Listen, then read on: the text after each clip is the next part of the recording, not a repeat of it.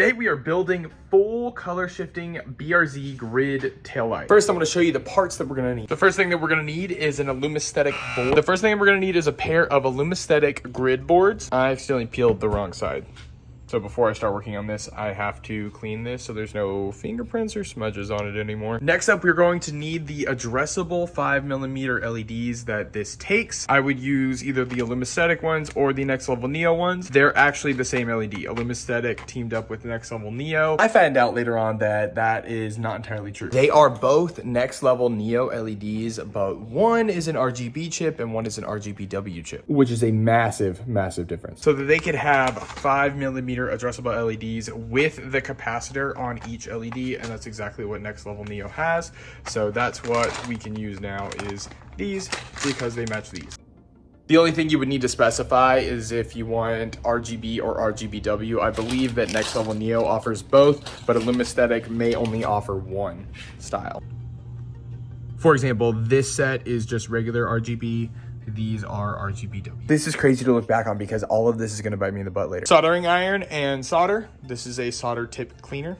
Pair of snips, a small pair of wire cutters, small pair of needle nose pliers, pocket screwdriver with the magnet. That's extremely helpful right now. Power and ground wire, RGB wire, a pair of BRZ taillights, an ultrasonic cutter, a hot knife, and some black silicone. So this is what it's gonna look like once we're all done. This looks intimidating right now, but once we get going, you'll see it's really not that difficult. It is very tedious though. What makes the style more intimidating is the LED that we're using. So normally whenever we're building these custom lights, we are using these LEDs right here. This is very obvious. One's going to be power, one's going to be ground, and it's directional. So you can just touch it and swap it until it works. So these 2-pin LEDs have a power and a ground, and then you'll have to use some resistors so you can bring the voltage down and not explode them. But what makes that really easy is that illumaesthetic gives you a cheat sheet. So for the addressable LEDs, we need to figure out which pin does what, and illumaesthetic has given us another cheat sheet right here. If you're using Next Level Neo LEDs, we have this cheat sheet right here on their website. So going off of the Next Level Neo cheat sheet, we've got data in, next is power, next is ground, and finally we've got data out. So with it spread out like this, we can kind of get an idea. Data is going to flow in this way, go out that way. Power is going to come in here and exit here, and we're going to do that all the way across. A really quick indicator of which side data in is at is the flat side of the LED right here. If we rotate it, you'll notice that the other side is round, but this side is flat. That's going to be data in. For me, I think it makes the most sense if the sequence starts on the inside of the taillight and goes across, and then it can work itself down. So we are going to start in this corner, but before that I need to wipe this all down.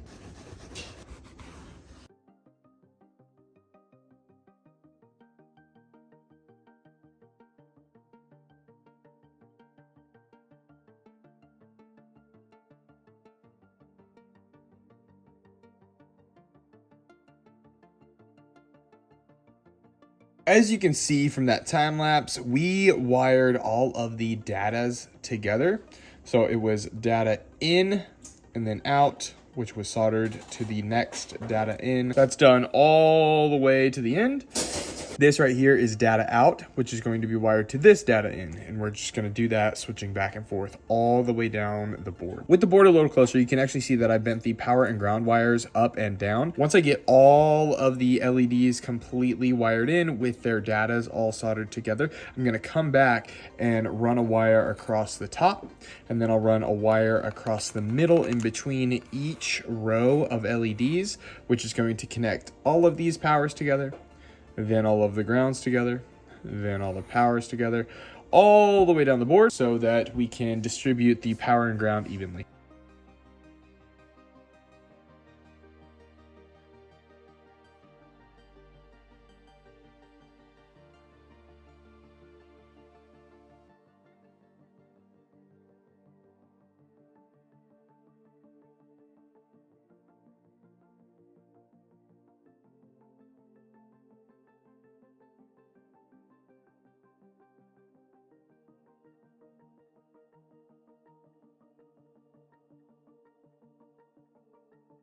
All the LEDs are installed and partially wired together. Next up, we have to actually connect the powers and the grounds all together. The holes on this board are a little bit loose, so I'm actually able to take the entire thing off and it'll slide right back in place.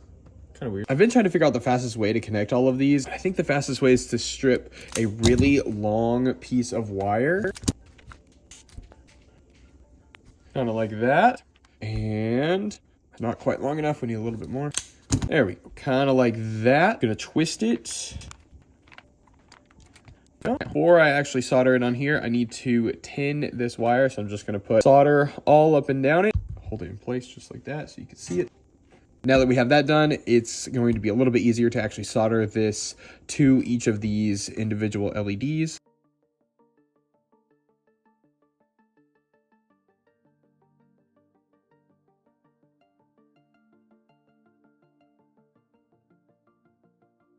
That's not good. Today I need to fix this board. Last night I discovered that it's 2 different LED chips and we need to get rid of this one because the top row here does not match that board.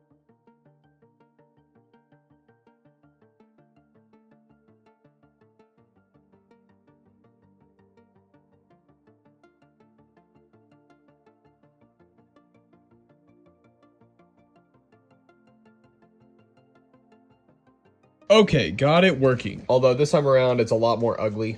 It works and it matches the other side, so now I can actually install them inside the taillight housings.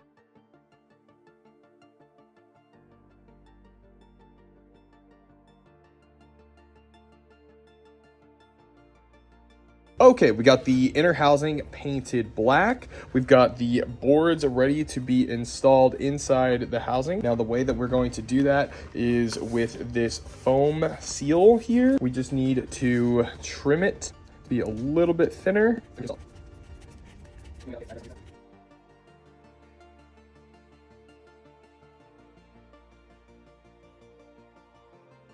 So when you're installing this board, one thing you want to do is make sure that this wire is long enough to go out the back of the taillight. I personally like to make it go out of the OEM LED connector instead of the bulb section. Do that just so that we can still have the bulb socket go in here and block that off from any water coming in. But this area over here where the LED hole is at is designed to be open. So I try to keep it as OEM as possible. In this case, this wire is plenty long to go through there. So we can go ahead and start installing this board. This is what we're going to install this board with. This one is called Goop. You can also use shoe goo, which kind of freaks people out, but I promise it works pretty well. I like this stuff because if you absolutely need to, this can be heated up and you can remove it off of the board, but it doesn't loosen up inside the taillights even on hot days. Unfortunately, the board is sticking up quite a bit here, so I'm going to get a clamp and clamp that down to make sure that it doesn't move and is sitting in the right place. Okay, let's set this aside. We have also done the other side as well, but they do need to cure up before we continue working on them. We let the lights cure overnight, so now we can continue building. The most important part of this whole process is testing every step of the way. So now that it's been installed and completely set inside, we're gonna test it again. We tested it before putting it in the housing, tested after. Now that it's in the housing and working, we're going to put this whole thing inside the lens, get a little bit of plastic weld on the taillight assembly itself, and then we're going to test the lights again. You would be surprised how many issues you'll find every step of the way. It could work after you finish building the board, and then you put it in the housing and something goes wrong, and then you fix that, put it inside the light, something else goes wrong. It's very strange how that happens. Even though it works perfectly, then you'll find something else. So that's why you test every step of the way. Since this is working, we're going to go over here, grab our light assembly and bring it back over here. Step 1, let's peel the paper.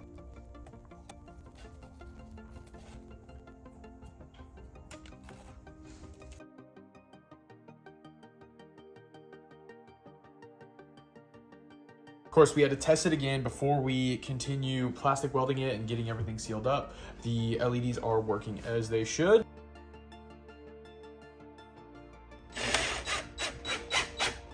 This light is fully welded up. I also went ahead and polished out those scratches that were right there, looking much, much, much better. The next step is we have to seal it up. We're gonna use this silicone here. It's black silicone 2. For this, we're just gonna go right over the cut line that we have already plastic welded.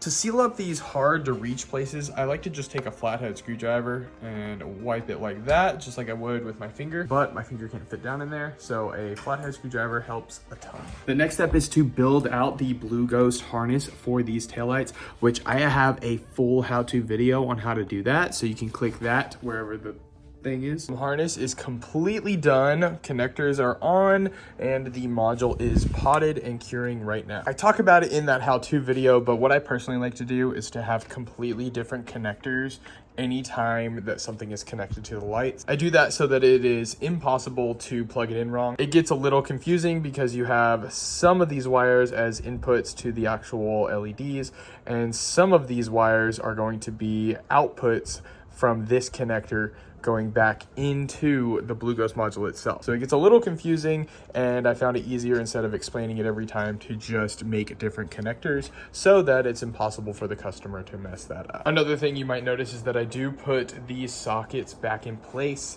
I do that just because, one, I have them, they came with the light, so why not put them back in?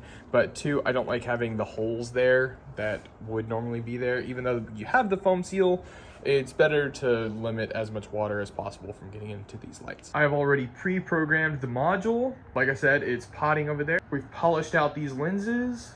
So all that we really need to do is just let that module cure up, and then we can box these and ship them out to the customer. One thing that we do is we ship out load resistors with almost every single custom LED order, because the LEDs are going to be a lot less resistance than the OEM taillights. So if you're building these, you might need to pick up a set of load resistors in order for your turn signals not to hyperflash. These things are really time consuming, but once they're done, they do look really, really cool. Super unique.